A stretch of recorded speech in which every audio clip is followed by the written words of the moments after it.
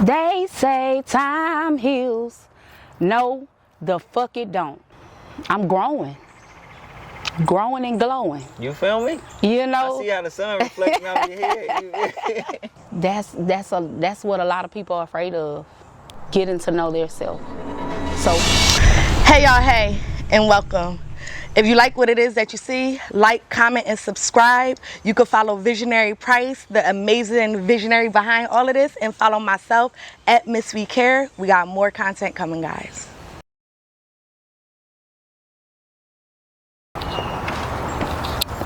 they say time heals. No, the fuck it don't. Time be on some more shit, like some real life hoe shit. This motherfucker is a weapon that keeps trying to form against me. Every single time my wounds begin to heal, time waits around ready to reopen my wounds and pour alcohol on top. I mean, if time waits for no man, why the fuck this motherfucker seem to be waiting around for me to smile again, only to ruin it with yet another timeless tragedy? Ooh, I can't stand that bitch. Time seemed to be on my side at first, but like a fake ass friend, time switched up as soon as I got comfortable with spending time. Time with loved ones, time on my favorite job, time with my kids that was just kids but now they grown as hell. Like, where did the time go? Like, how can people say I need to slow down because I'm moving too fast, but when I'm being still, I'm lectured with, what are you waiting on? Time waits for no man. Well, good, because I never asked it to wait. Yet I wish like hell it would have just slowed down, because time flies. Time is really a scammer, because not only did it hurt me and steal from me, but it looked me dead in my face and lied and told me we had more time than we did. A countdown from July 10th to November 2nd. My sister is gone already. You owe her and us time. What's up, y'all? It's Visionary Price. As y'all can see, they kept going. It's actually that way. Yeah, because I got lost coming back. I was behind y'all. I was like, oh, Lord. What's up, y'all? It's Visionary Price. As y'all can see, we at the Visionary Place once again, because nature is so beautiful. Ain't that right? Yep, it's a beautiful thing. Like, I love it out here. Yeah. I love it. Yeah, this is dope. I appreciate you for coming. Oh, no problem. It's my pleasure. For those that don't know Miss Dricka, I love her poems, first of all, because she, especially the one she started off singing. I'm like, ooh, got that voice. You feel me? Yeah. Can you introduce yourself? How y'all doing? I am just Dricka, the poet from Houston, Texas. Born and raised? Born and raised. How was that like for you? What's up, Visionaries? I am Visionary Price. We are at the Visionary Place.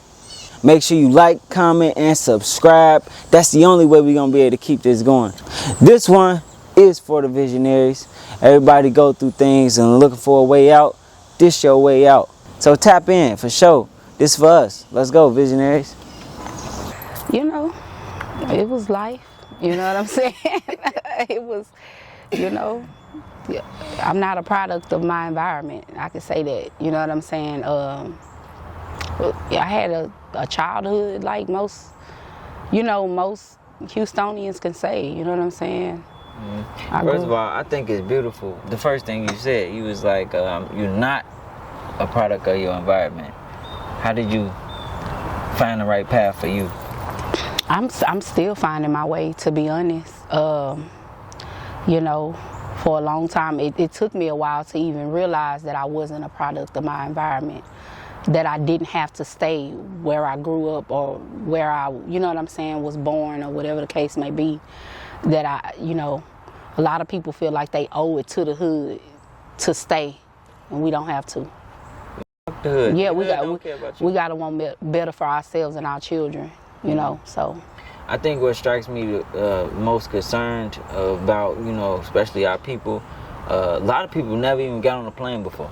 Yeah. A lot of people never left their block. Yeah. What would you say to them people? Get up and get out. That's simple, right? You know, that's simple. Get up and get out. There's more to the world to see. You know what I'm saying? Even this, I've been here all my life. I never knew this was here. Mm-hmm. You know? So, it's a lot to see, even in Houston. Mm-hmm. Houston is beautiful, first of all. If you want to see the beauty in it. Absolutely. But, growing up, have you always had, like, this beautiful mindset you got now? Of course not. I thought you was gonna say, yeah, you gonna smile. No, I'm gonna just be honest. You know, you know, growing up, I wanted to be this, you know, the person that I am, but my environment forced me not to be. You know what I'm saying? I had to fight every day. You know what I'm saying? The joke that my guy has for me, I literally been this height all my life. You know what I'm saying? So, of course, I had short man syndrome. You had to fight. And so I had to fight, you know. But the fight isn't always physical. You know what I'm saying? You gotta. It isn't always a physical thing. You have to fight mentally as well. You know what I'm saying? Especially if you want better for yourself. What do you mean fight mentally though? Like, what is better for people that don't know? For the people that don't know, tap into your spiritual self. You know what I'm saying? Don't be afraid of spirituality. Don't be afraid of those voices in your head that's telling you that you deserve better, that's telling you that you need to do better. You know what I'm saying? We often run away from those things. Mm-hmm. You know what I'm saying? Afraid of the outcome. Yeah. You know? It can be a scary thing. You feel me? Like, so 2017, I got my heart broken. Right. Before that, I will always run into relationships trying to find myself in other people. I realized that. But when I got my heart broken, I was set down. Like, all right, yeah, you know that don't work no more, right?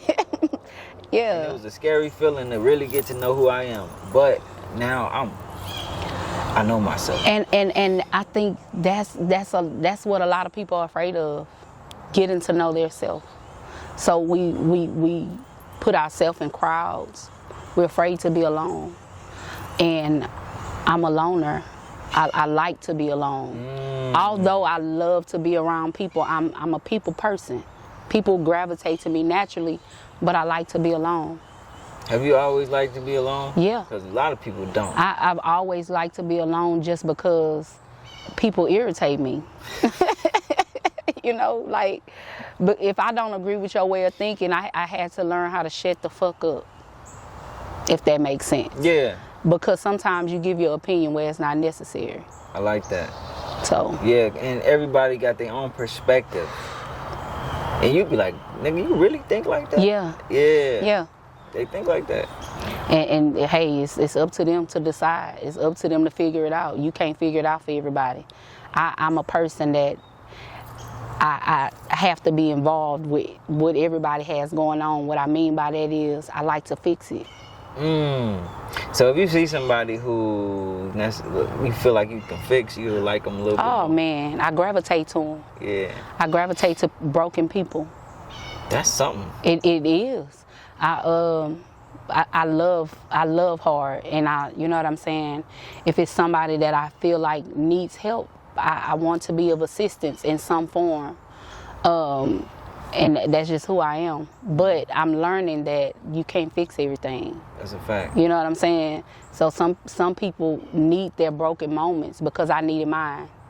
And it wasn't until I was broken that I understood that thing. Because you need to be broken in order to fix yourself, in order to become whole again. You need that time. So it's like I'm learning that when people are broken, you have to allow them to be broken. You have to. That's beautiful, because it sound like in somewhat way you saying to the women out there to whoever who think they can fix everything, let that person be broke, because they getting fixed themselves. Absolutely. Absolutely. Not just women. Men are often broken and they don't say nothing, right? Men are not even ashamed. Society has made men think that it's you have to put on a facade that I'm fine, I'm okay, when really they're not. Yeah. And so, you know, as women, it's our job to encourage our men too. Yeah. You know, growing up, we programmed from babies. Like, yeah, stop that crying. Stop that crying. You know what I'm saying? Don't be vulnerable because it's weak. We think vulnerable in our minds like balled up. Yeah. You know what I'm saying? In the corner or something. Yeah, and I say something about that in my Dear Black Man poem. You know what I'm saying? Because it's not always about exuding strength or showing, oh, I'm strong, I'm masculine. Sometimes your weakness, it shows how strong you really are when you are able to show that, you know, I'm not okay. That shows how strong you really are. You know what I'm saying? So yeah, it's a process though, especially if you coming from a place where they always told you not to say nothing. So working that out of a man or anybody really. yeah, is gonna... I have 5 boys. Oh wow. I'm a mother of 5 boys, 1 daughter, and one, I've always allowed my children to express themselves. Like if you feel a way, say something. It's not always easy for boys. But then when you allow them that safe space, it is. And I'm a mother that my children are able to come to me for anything. Even if they don't choose to, I'm available. You know what I'm saying? And even in adulthood, like I have to remind them that I'm still here. Do you feel like they come to you for stuff? Most things. Yeah, they not. You know, because everything. we have to remember. We have to remember how we were when we were that age. We didn't go to mama for everything. We told her what we wanted her to know. You know what I'm saying? But it's, as parents, especially in this generation, it's our duty to stay in your business.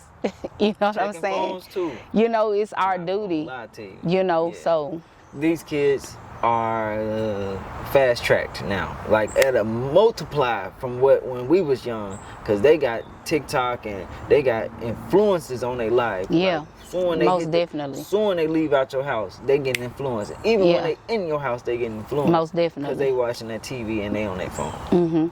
So yeah. But that's why, you know, when we were younger, we didn't understand the saying, it takes a village. We never knew what that meant. Yep. But that's where the village comes in, because what my children may not be comfortable with talking to me about, we have a village. So even if you feel like you can't talk to me, then you have aunties, you have uncles, you have a grandmother, you have people around that you still can go to. And the same thing for my nieces and nephews. Hey, I'm on speed dial. Yeah. You know. Yeah. So yeah. I don't know where when it stopped. That stopped, because I remember growing up, they were saying it takes a village, but I don't necessarily feel like I can go to damn near anybody in my family to talk. You know. Well, that's the thing. It doesn't always have to be a family member, right?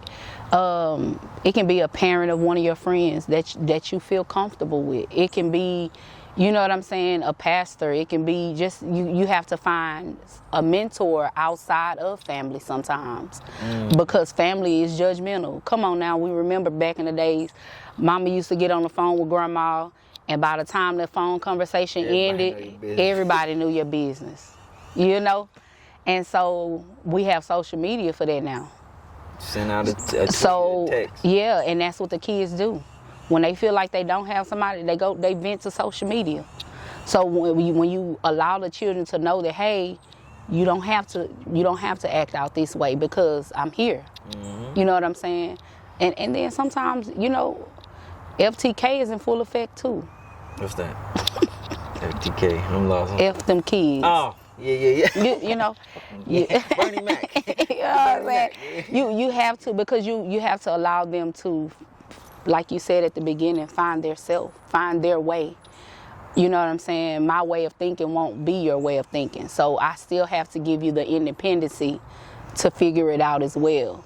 So on those moments, they feel like, oh, I don't have nobody, right? But you have me, but you got to figure it out. It's okay. Yeah. So can you name a time where you didn't always have it together, like, and how you had to get it together? You feel me? Listen, this is what people don't know about me, right? I'm a teenage mom, right? I had my first child at 16. So that was a time, if no time, hey, you got to get it. I had to woman up at 16 years old. That's young. You know what I'm saying? And figure it out. And because I didn't want my child to grow up the way I grew up, or to have the same, you know, circumstances that I had, you know, I womaned up, you know.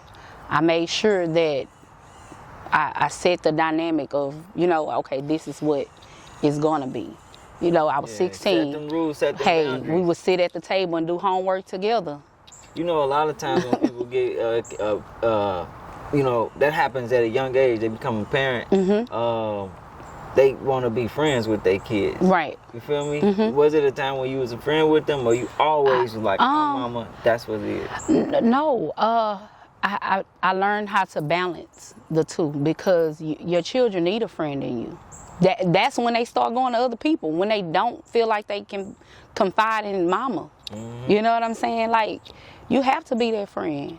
Yeah. You have to. I'm learning as I go. You know, Yeah. I got a 1-year-old now. Yeah, so you got to be their I got a long way to friend. go, but yeah. It's not always about being a strong hand. Yeah, you lay down the foundation of, hey, I'm mama, but also, you know, yeah, we can be friends too. There's nothing wrong with that at all. I think the people that don't think they need to be their friend, that's the problem. That's the problem. Yeah. Yeah, that's true. Can you tell us how you found poetry? Oh, poetry found me. I'm sorry. I've been writing since I was a kid. Like, I just would write down my thoughts. I didn't know it was poetry, but, you know, it was things that I needed to get out. And I would vent to paper. And I always loved to watch poets. You know what I'm saying? Even in high school, when I was in theater arts, before I even got into the poetry thing of high school, like I just always, it always had my attention. You know, I would always read poetry books and things like that as a kid. It sounds like poetry was your first love. You know, you know, my mom is one of my favorite poets. What? You know, my mom, she used to always write and, you know, tell us her poetry, you know, and my mom is one of my favorite poets. That's where you got it from. Shout out to mom. Nah, that's probably where you picked it up from. Or, Maybe. What about your dad? How was that situation? I'm a daddy's girl. What? Okay. I'm a daddy's girl. I love my daddy. My daddy is a shit talker. So when I, you know, I got the best of both worlds. That's you know how what you I'm can saying? seem so sweet, but you can still switch it up. You know, sweet but vicious. Yeah. You know what I'm balance saying? in life. You feel me? Yeah. You can't always just be one way. You gotta keep Right. Most somebody definitely. guessing. You know. For real though. So, you found poetry. You was just writing your notes down. Yeah, just writing them. How you start performing? So, I like the Houston poetry scene. I just would buy my tickets and go to the shows, and you know, and there's a few people that knew that I was a poet on the inside, and they used to be like, "You ready?" Yeah. They were like, "No, I'm not doing that." Like, what? And then just one day, actually 2 years ago, I only been performing 2 years. Wow. One day I signed the list. 7 was the host. And he, you know, had the little meeting outside, and he saw my name. He was like, I don't think I'm reading this right. You know? He was like, what you about to get up there and say? Yeah. And I was like, you gonna see, you about to tell some jokes? I'm like, no. Because I play a lot. I joke a lot. I love to laugh. And then when I performed with my phone in my hand, of course, and he hates that. But I performed with my phone in my hand, but I really had something to say. And he was like, Dricka, you know, like, and from that day, I just never stopped. Yeah, what was the feedback to your poem? Like, people. Oh, man, everybody was like, they loved it, but they were surprised. Like, you been sitting on that, girl? What you was talking about? The first poem I did is my Dear Black Man poem. I performed 2 pieces that night, and I did one called, it's a poem that I had no idea why I wrote it, but I wrote it, and I loved it, so I performed it. It's called They Say the Eyes Are the Peephole to the Soul. So, that's true. And yeah, everybody was they loved it, and I loved the feedback, so I just never stopped. What do you say most of your poems is based around? Is it a certain thing, or you kind of really just whatever you feeling? Yeah, I write what I'm feeling. I don't put myself in a box. Sometimes I don't know why I'm writing the things I'm writing, and then soon thereafter, Shit makes sense. like, it's like it happened, and I'm like, I got a poem about that. Like, huh? You know? Yeah, it's almost like you're speaking into existence. The tongue is a powerful weapon. No, that's a fact though, for real, for real. It Yeah. definitely is. So I'm an artist as well, and when I realized how strong the tongue was, I kind of like, I don't want to say writer's block, but I didn't really want to talk about certain things I was talking about anymore. I had a song, fun fact, called Going Numb. Now that I think about it, it was more so me having a piece where people can relate to, because I feel like everybody at some point kind of want to feel numb to certain pains, certain things. Right? Yeah. So I'm like, going numb, I ain't got no feelings, I'm going numb. Anyway, Yeah. long story short, I really went numb. And then I'm like, man, goddamn, I don't like this feeling. Yeah. It was things happening to me in my life where the average person would I don't know what would happen, but I just didn't know how to respond to this shit. I just was like, Right. you know, fight or flight. It's not just 2, it's 3. Right. It's either fight or flight, or you just stay, you in shock. Yeah. I was there. Damn. So I had to learn how to like to really be careful on what I'm speaking out. I learned that lesson early, real early. But it's not even the things you speak. It's also the things you write down. Yeah. Manifestation is real. And so, yeah.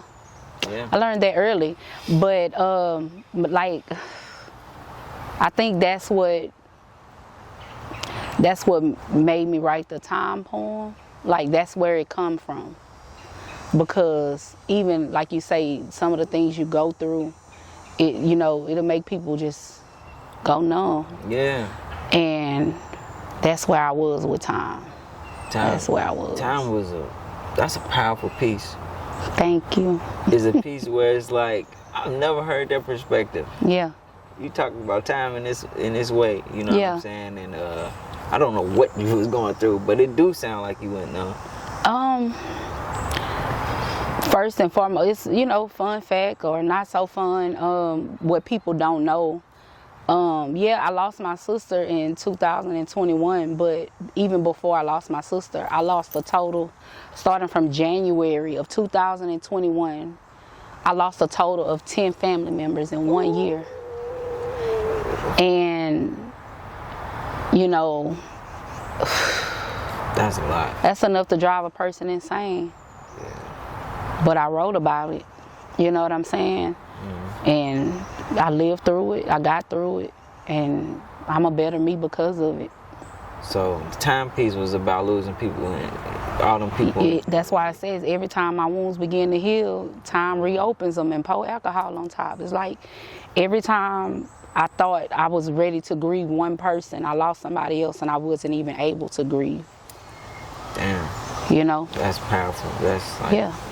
So, how are you dealing with it now? At the moment, like, what's going on? At the moment, I'm growing and glowing. You feel me? I see how the sun reflecting off your head.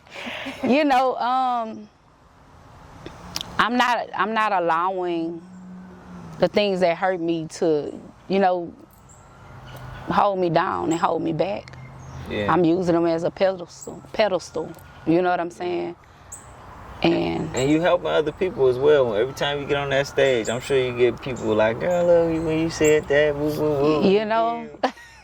I still be in shock, like, what? It's crazy. Yeah. It's crazy, but I love it. Where did the singing come from, though? Are you really a singer like that? I used to be. That's a part of my past. I got you. But it's just having fun. You know what I'm saying? It's different. I like it. And it's a couple of other poets that may sing here and there in their pieces, and it's like, okay, I can do that. I'm still new, so it's like I'm still learning, and so I may not sing on all my poems or whatever, but if it's necessary, I'll do it. I'm not singing. Don't ask me to sing nowhere.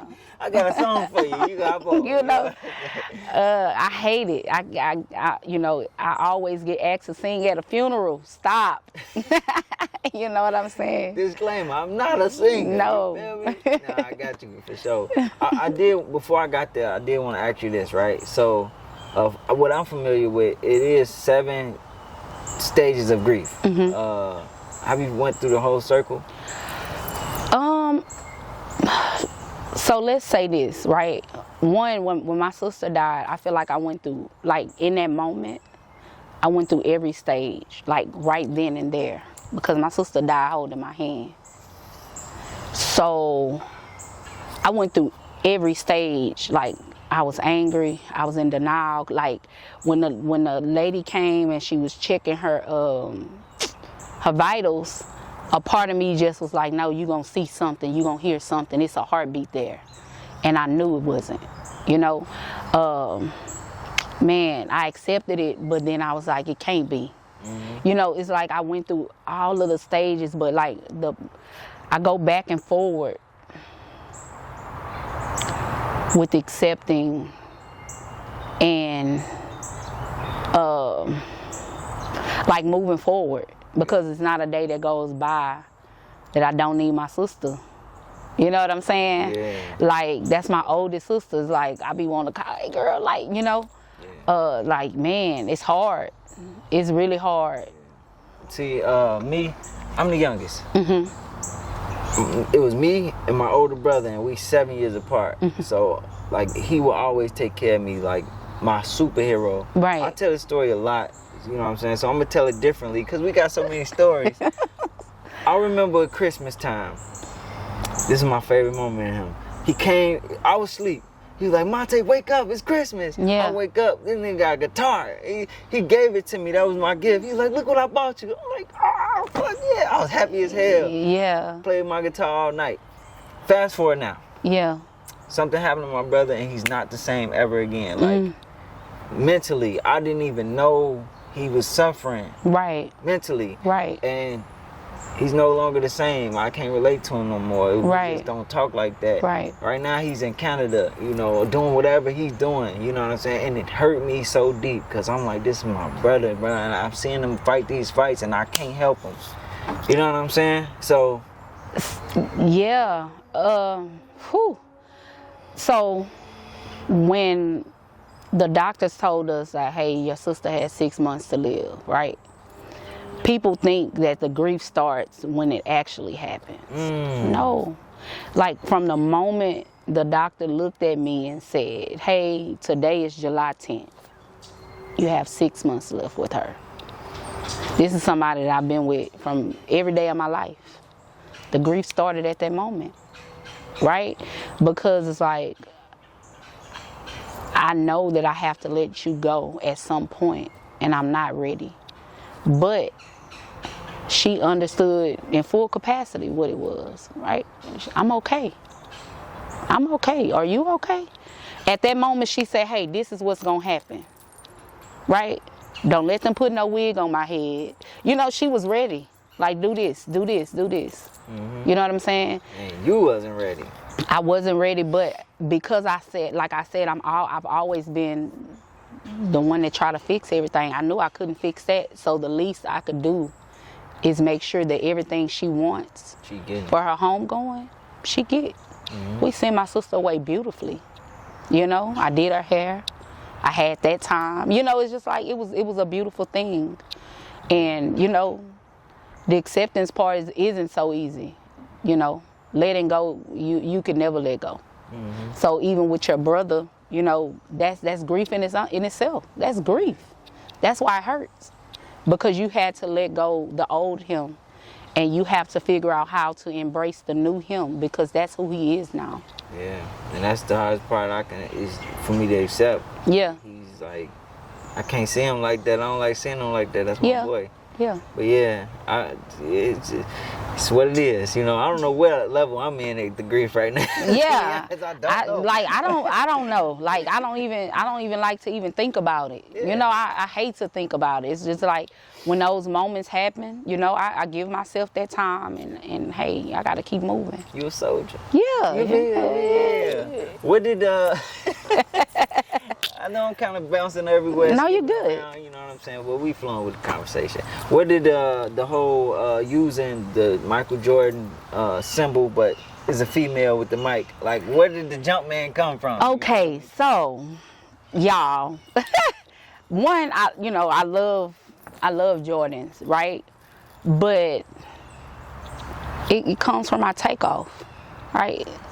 Like from the time I started performing up until where I am now, in 2 years, I jumped up and him. You know, I had to. She her. I'm her. You know. Yeah. So yeah, that's where it come from. Like it symbolizes my movement, me jumping up and getting that mic. Mm-hmm. You know, because it wasn't handed to me. It wasn't something that, you know.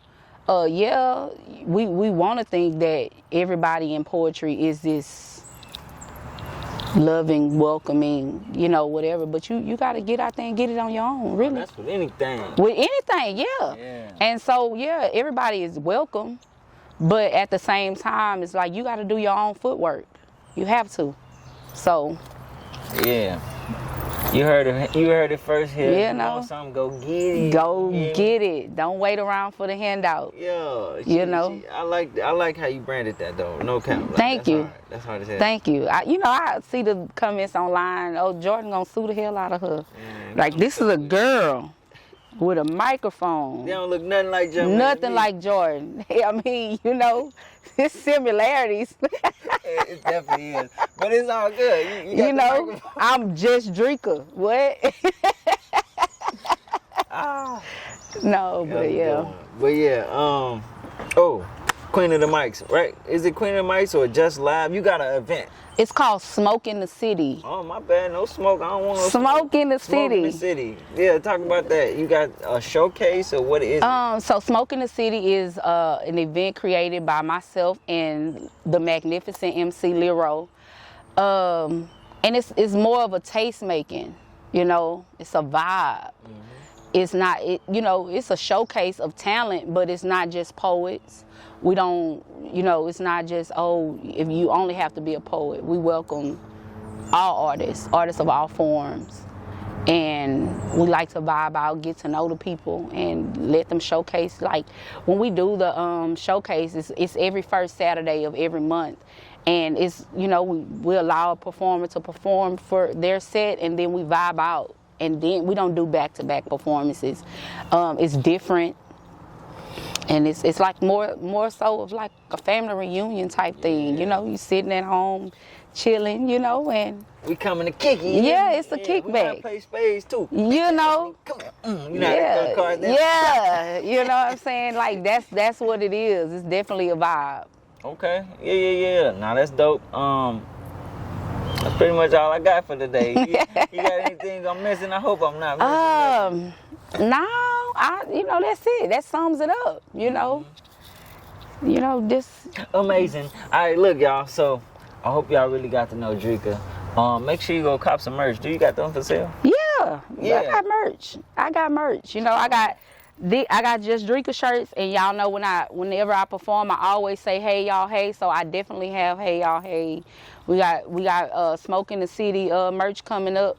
It's about to get cold outside. We dropping them hoodies. Yeah. I need a hoodie though. Got you. I got you. Hey, I got you. Y'all gonna see me with a hoodie on? Make sure you cop one. You hear me? Cool. Yeah. My name is Visionary Price. We at the Visionary Place. Nature is so beautiful. Let's get a moment of silence. Yeah. That's dope. But I hope y'all got to know Dricka. We tapping out.